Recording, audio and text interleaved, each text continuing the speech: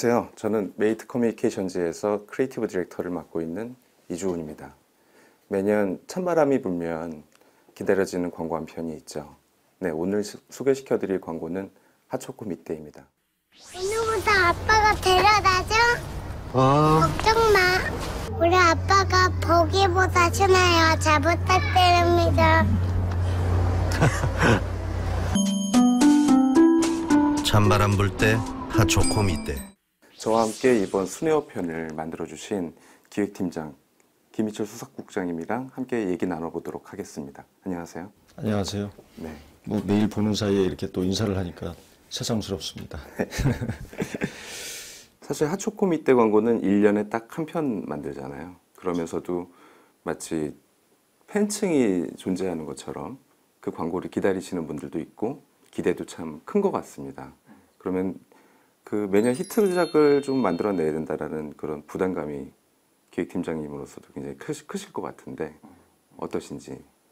물론 뭐 예전에 이제 만드셨던 다른 CD도 계셨지만 사실 정말 어려운 광고는 처음에 성공하는 광고가 아니라 그동안에 성공했었던 광고를 다시 성공시키게 만드는 히트 캠페인을 이어서 성공시키게 하는 것이 상당히 큰 부담이다. 이런 생각은 가지고 있습니다.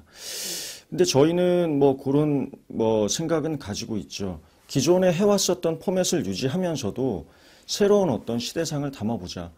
그 밑대가 가지고 있는 핵심 자산이라는 게 정말 남의 이야기가 아니라 내 이야기 같은 어떤 시대상 그리고 공감, 그 약간의 어떤 삶의 페이소스가 담겨져 있는 그 공감이라는 코드, 그 부분을 발견을 해야 되는 게 골자라고 생각을 했는데 요즘에 사실 좀 경기가 좀 많이 어렵지 않습니까?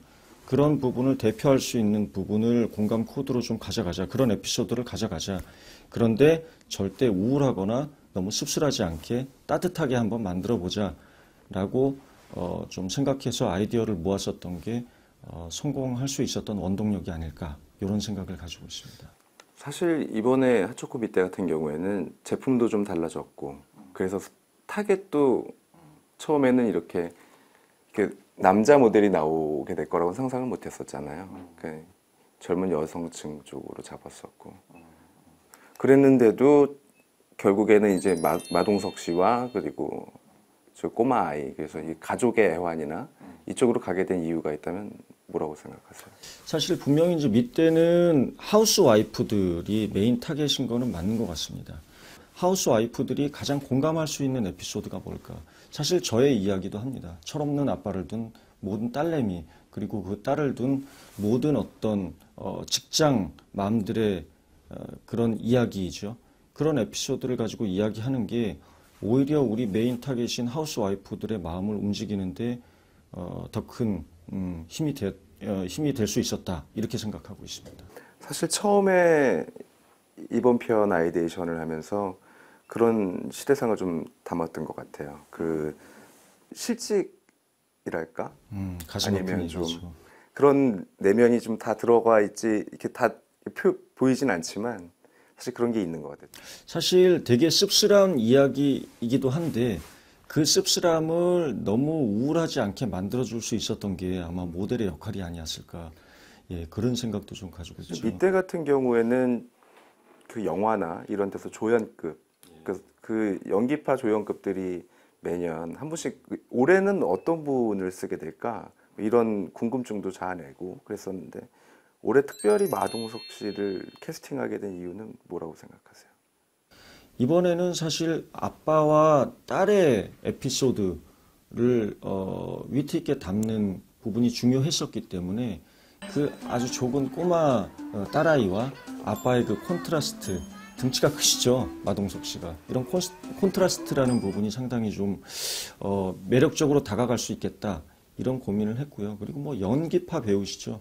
연기라는 부분은 뭐 사실 어느 정도 검증이 되어 있으신 분이시기 때문에 그런 광고주 내부에서도 만족도가 아주 크셨고요. 사실 저 아이도 우리가 처음에 골랐던 그 주인공이 아니었죠.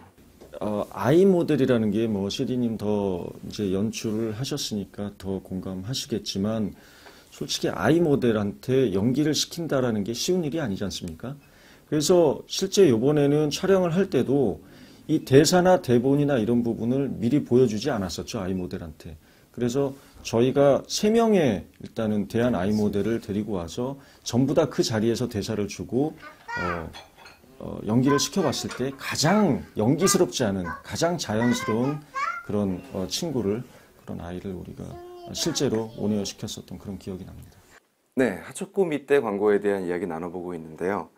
아무래도 이번 시간만으로는 좀 부족할 것 같습니다. 더 못다한 이야기, 재미있는 이야기는 다음 시간에 이어서 하도록 하겠습니다. 감사합니다.